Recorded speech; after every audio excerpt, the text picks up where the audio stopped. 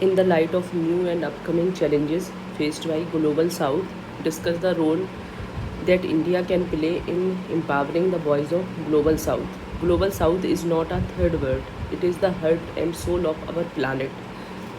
Ministry of External Affairs. Introduction. Global South comprises countries in Asia, Africa, Latin America, and Caribbean. Faces a range of challenges, both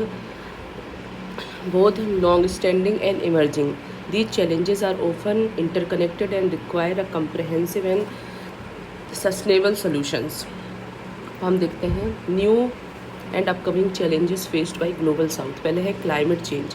the climate change is disproportionately affected by the global south is disproportionately affected by climate change. Despite contributing the least to global greenhouse gas emission, rising sea level, extreme weather events, and changing precipitation pattern threats food security, water resources, and infrastructure in these regions. The sixth assessment report of Intergovernmental Panel on Climate Change. Digital divide. The digital divide between developed and developing countries persists, with limited access to affordable internet, digital technology in many parts of global south. This divide hinders economic growth, education, and access to information and services. The reference हम कहाँ से लिख रहे हैं? World bank कह रहा है 2022 world development report data for better lives health care infrastructure and pandemic. The COVID-19 pandemic highlighted the vulnerabilities of healthcare sector in global south. Limited access to healthcare facilities, vaccines, and medical supplies, as well as weak health infrastructure, pose ongoing challenge for managing pandemic and other health emergencies. तो climate change हो रहा है, digital divide exist करता है, और इसके अलावा health infrastructure और पेंडेमिक में दिक्कत है. ठीक है, अब ये इसमें देखो रेफरेंस क्या है. वर्ल्ड हेल्थ ऑर्गेनाइजेशन 2020 में कह रही है कोविड-19 strategic preparedness and response plan, operational planning guideline to support countries preparedness and response. ठीक है, अब है multilateralism. One of the key challenge in global geopolitics is the call for genuine multilateralism in global governance institute, ensuring fair representation for all nations.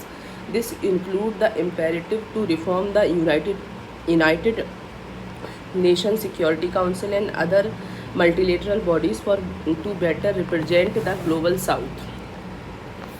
Urbanization and informal settlements.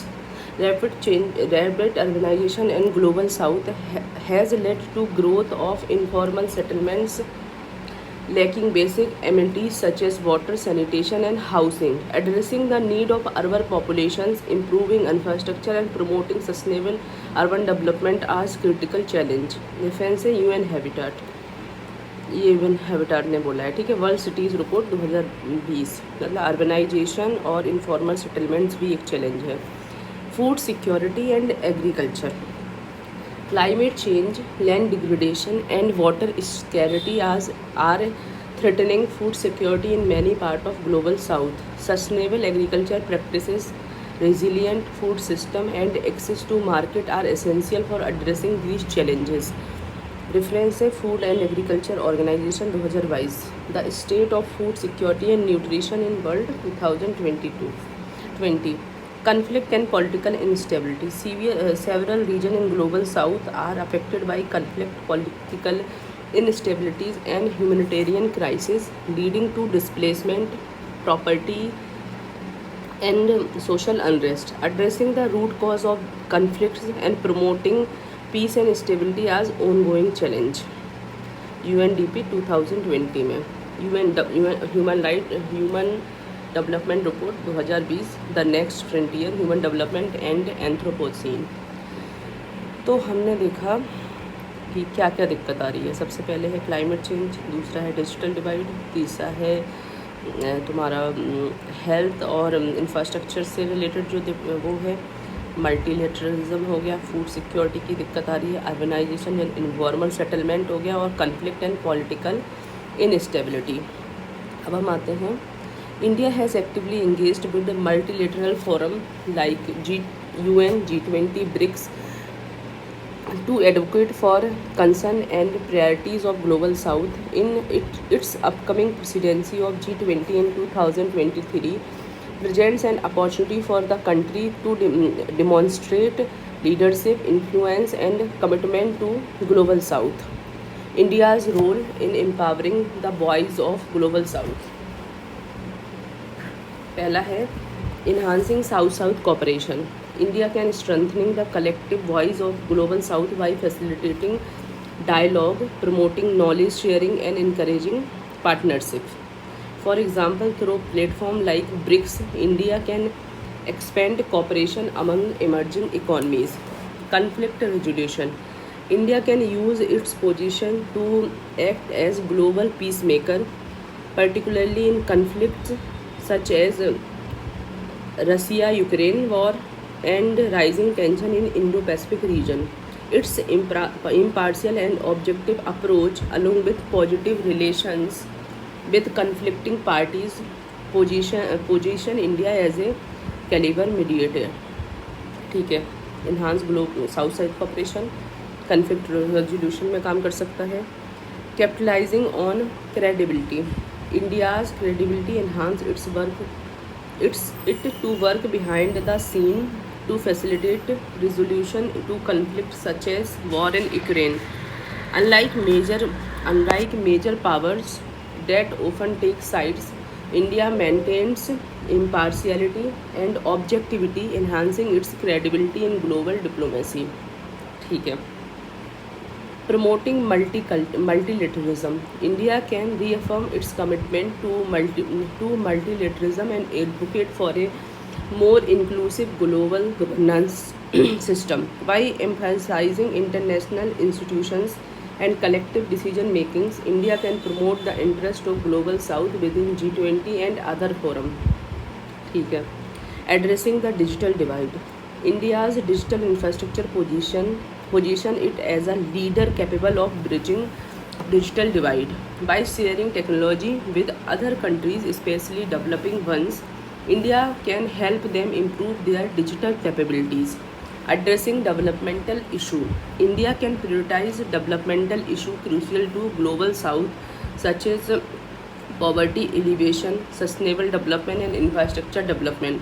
By placing these issues at forefront of G20 agenda, India can demonstrate its commitment to developing countries, advocating for inclusive growth.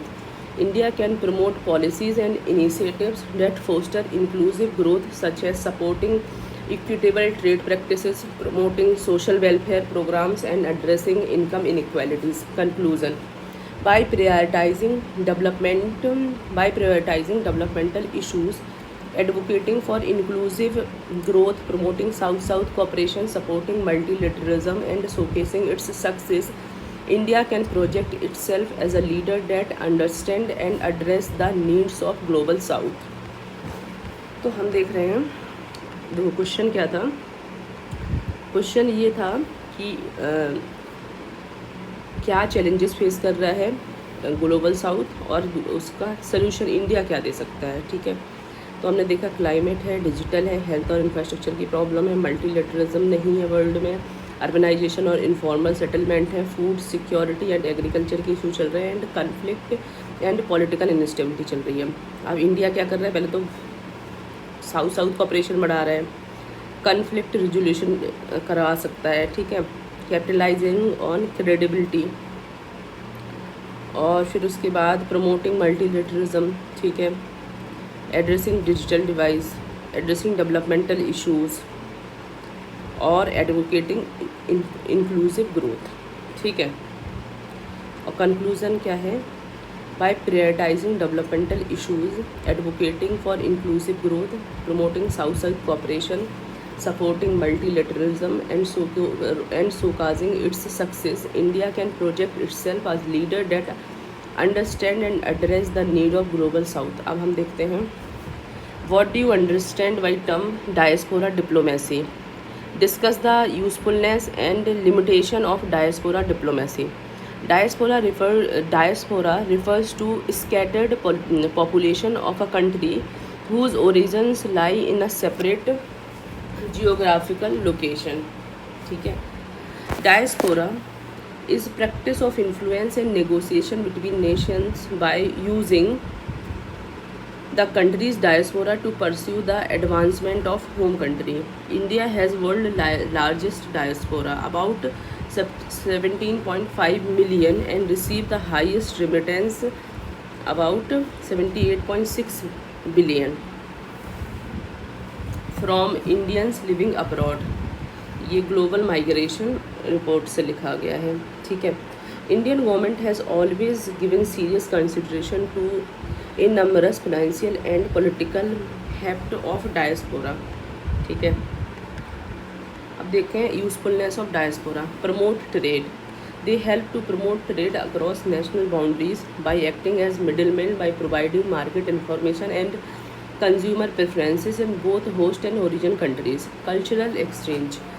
Countries use diaspora community to promote their culture abroad. For example, India's Ministry of External Affairs organizes events like Pravasi Bharatiya Divas to connect with Indian diaspora and showcase Indian culture, art and heritage.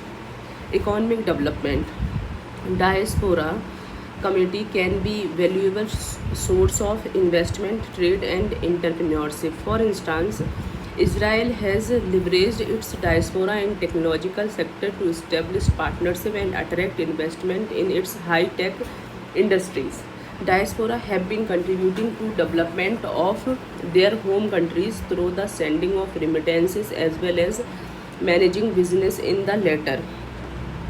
Diaspora help poverty alleviation at household level through remittances that are being sent to their relatives. अच्छा. Political influence. Diaspora community can play a significant role in advocating their home country's interest in their host countries. For instance, जो Cuban diaspora है in USA has been influential in shaping US policy towards Cuba. Humanitarian assistance. Diaspora communities often contribute to humanitarian effort in their home countries during crisis. For instance, the Filipino diaspora provided significant support to Philippines after Typhoon Haiyan in 2013. Crisis management. Governments sometimes use diaspora network to gather information and provide assistance during crises such as natural disaster or political unrest. For example, Indian government used its diaspora network to evacuate Indian citizens from conflict zone in Middle East. Cultural diplomacy. Diaspora communities can serve as cultural ambassador, promoting understanding and goodwill between countries. For example, Chinese diaspora has played a key role in promoting Chinese culture and language around the world through events like Chinese New Year celebration. FDI.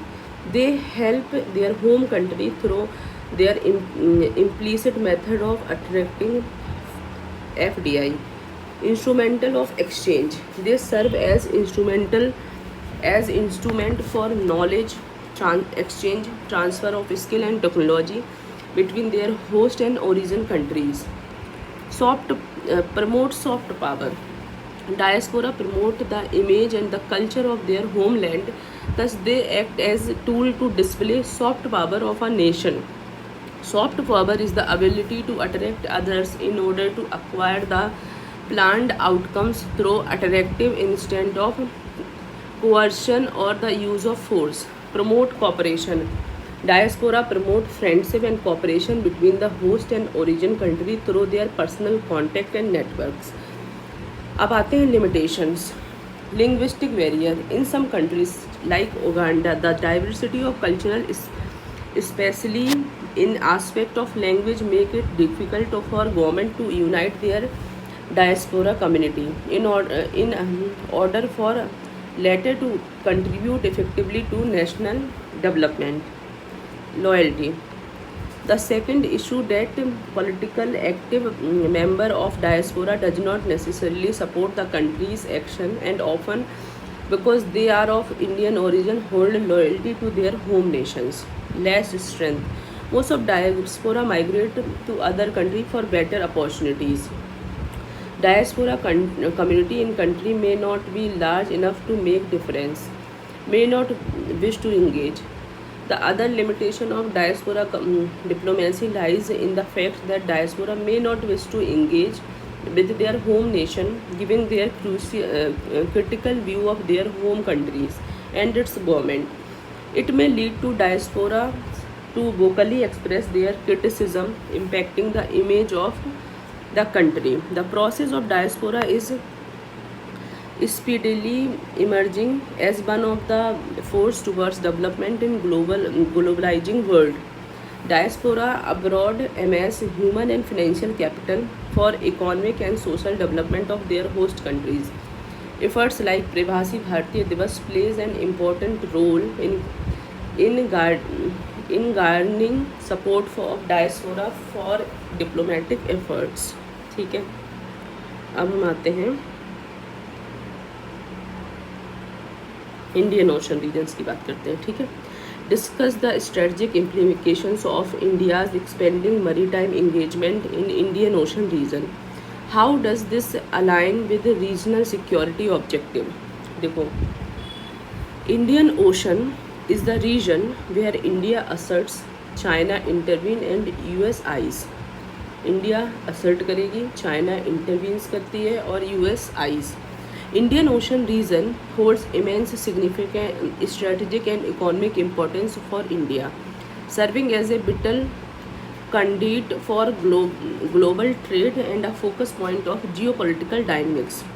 Thorough initiatives like Sagar, Security and Growth for All in the Region, Sagar Doctrine and Maritime India Vision 2030, India underscored its commitment to strengthening its maritime influence, fostering regional stability and safeguarding its strategic interest, thereby positioning in itself as a leading maritime power in the region. ठीक है, अब आते हैं strategic implications. सबसे पहला है securing trade and economic interest. Trade diplomacy. Over 95% of India's trades by volume and 70% by value traverse through the Indian Ocean. ठीक है, infrastructure development initiative like Sagarmala programme modernize ports and improve connectivity to secure vital trade routes. अब आते हैं mitigation risk, expanding strategic implications बता रहे हैं global south के, क्योंकि सबसे पहले हमें सिक्योर करनी है trade and economic interest. Mitigation risk बताओ. Expanding naval capabilities ensure protection against piracy, blockades and disruption in critical choke points like Strait of Malacca. ठीक है, दूसरा है enhancing military security.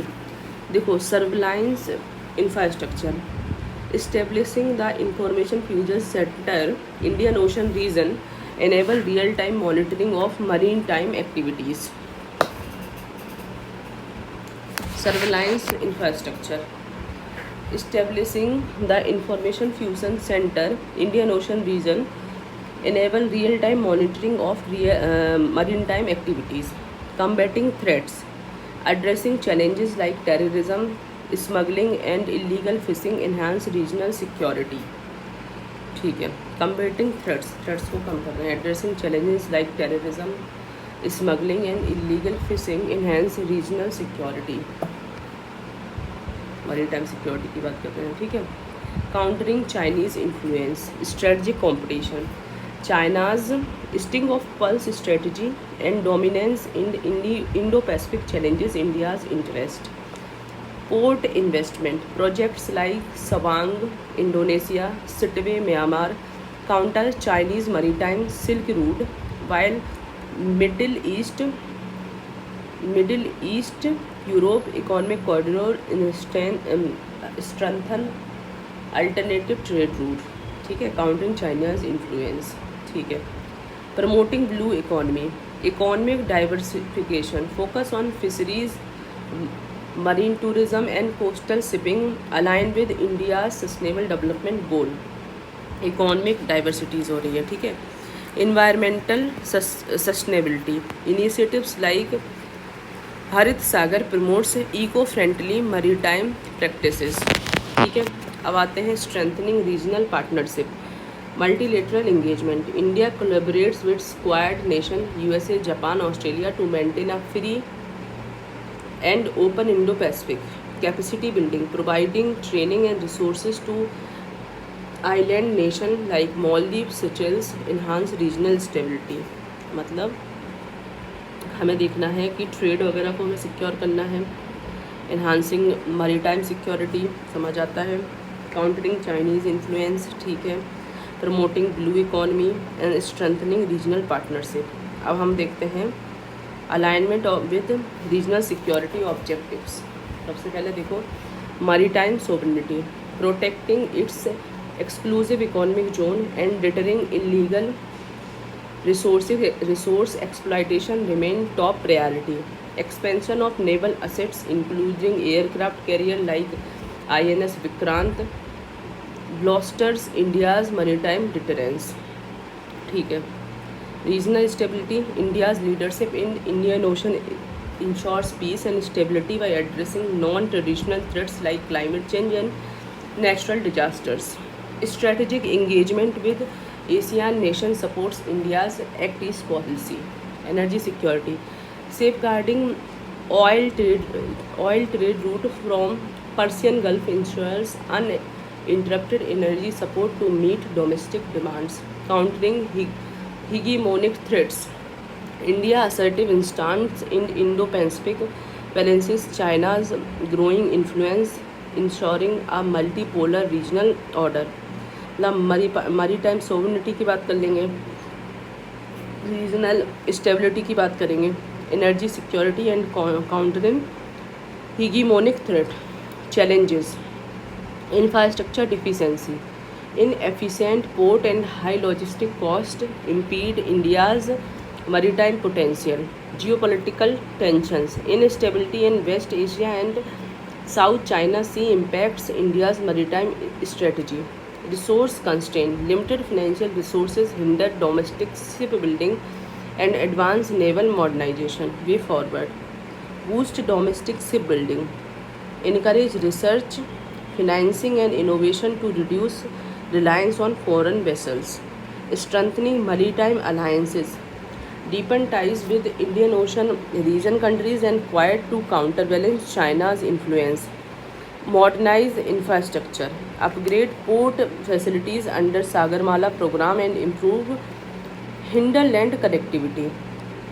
Expand surveillance network, broaden the capability of IFC IOR to enhance maritime domain awareness. Conclusion, India's expanding maritime engagement in Indian Ocean aligns seamlessly with its regional security objective. By enhancing its naval presence, fostering regional partnership and developing infrastructure, India is poised to assert its role as a pivotal maritime power while ensuring stability and prosperity in the region. मतलब India अपना engagement बढ़ा ले और regional security and seamlessly and align with seamless, तो वो इसके पास by enhancing देखो मरीटाइम एंगेजमेंट बढ़ाए कैसे, फोर्स रखो हमेशा, ठीक है. By its naval presence, fostering regional partnership and advocating and developing infrastructure, India is poised to assert its role as a pivotal marine power while ensuring stability and prosperity in the region.